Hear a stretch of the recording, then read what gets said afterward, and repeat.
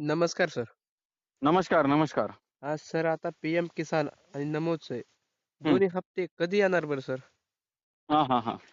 तुमचं म्हणणं आहे की नमो शेतकरी त्याचबरोबर पीएम किसान हां. या दोन्ही योजनेचे पैसे कधी येणार, बरोबर? हो.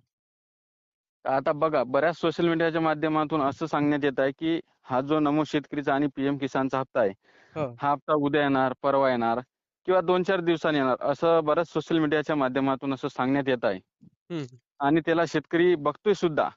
हो, हो. आता तुम्हाला सांगायचं जर झालं, तर पीएम किसानचा हप्ता आणि नमो शेतकरीचा हप्ता कधी येणार, ते आपण सर्वात शेवटी म्हणजेच व्हिडिओच्या एंडिंगला सांगणार आहोत. हो, हो. पण त्यापूर्वी शेतकऱ्यांना काही महत्त्वपूर्ण कामे करावी लागेल. आता कोणते बरेच शेतकरी आपल्याला विचारणार, की दादा कोणते कामे करावी लागेल? हो. तर आता बघा, ज्या शेतकऱ्यांनी ई-के-वाय-सी केलेली नसेल, त्या शेतकऱ्यांना लवकरात लवकर ई-के-वाय-सी करणे गरजेचे आहे. हां. त्या शेतकऱ्यांनी जर ई-के-वाय-सी केली नाही, तर त्यांना नमो शेतकरीचा 8वा आणि पीएम किसानचा 21वा हे दोन्ही बी हप्ते येणार नाही. हां, हां. आता त्याचबरोबर दुसरं म्हणजे फार्मर आयडी. आता आपण बघितलं अतिवृष्टी नुकसान भरपाई, त्याचबरोबर पीक विमा आणि इतर बऱ्याचशा योजनेचे पैसे देवेंद्र फडणवीस सरांच्या माध्यमातून जाहीर करण्यात आलेले आहे आणि बऱ्याचशा शेतकऱ्यांना मिळाले सुद्धा. हो. परंतु ज्या शेतकऱ्याकडे फार्मर आयडी नव्हती, त्यांना हे पैसे मिळाले नाही. हं. आता त्यांना ई-के-वाय-सी करायला लागेल. म्हणजे व्हीके नंबर घेऊन त्यांना व्हीके नंबर घेऊन के-वाय-सी करायची आहे. तर त्यांना हे पैसे मिळेल. परंतु ज्या शेतकऱ्यांना अद्याप बी फार्मर आयडी काढलेली नाही, त्या शेतकऱ्यांनी लवकरात लवकर जाऊन फार्मर आयडी सीएससी सेंटरच्या माध्यमातून काढून घ्यावी. हां, हां. हां.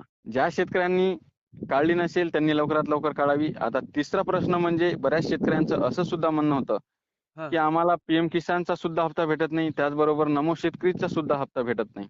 हं. तर त्यांना लँड रेकॉर्ड, हं. पीएम किसान गव्हर्नमेंट इन या वेबसाईटवर जायचं. तिथं बेनिफिशियरी लिस्ट या ऑप्शनमध्ये जायचं आणि तिथं तुमचं नाव आहे का बघायचं. नाव हं. जर असेल तर तिथे ई-के-वाय-सी, मोबाईल नंबर, व्हेरिफिकेशन आणि त्याचबरोबर लँड रेकॉर्ड असे 3 ऑप्शन राहतात. ते तिन्ही ऑप्शन जर येस असेल, तर त्या शेतकऱ्यांना पैसे येणार. परंतु हं. या तिन्ही ऑप्शनमधून एक ऑप्शन जर नो असेल, तर या शेतकऱ्यांना पैसे मिळणार नाही.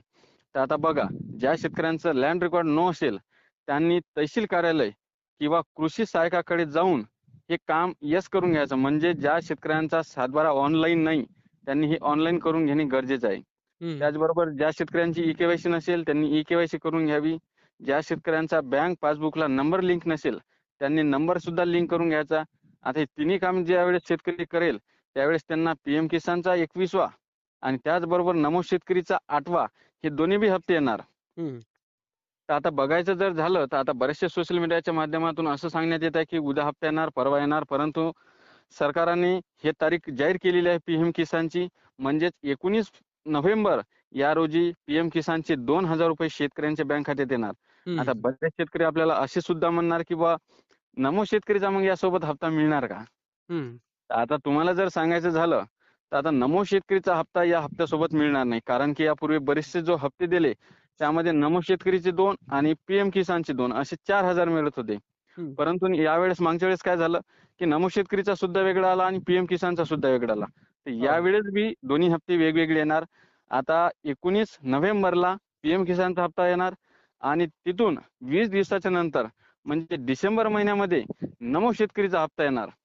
हं. तर माहिती जर तुम्हाला आवडली असेल तर या चॅनलला सबस्क्राईब करा, बेल नोटिफिकेशन ऑन करा. तोपर्यंत धन्यवाद. हां, धन्यवाद सर ही माहिती दिल्याबद्दल. धन्यवाद.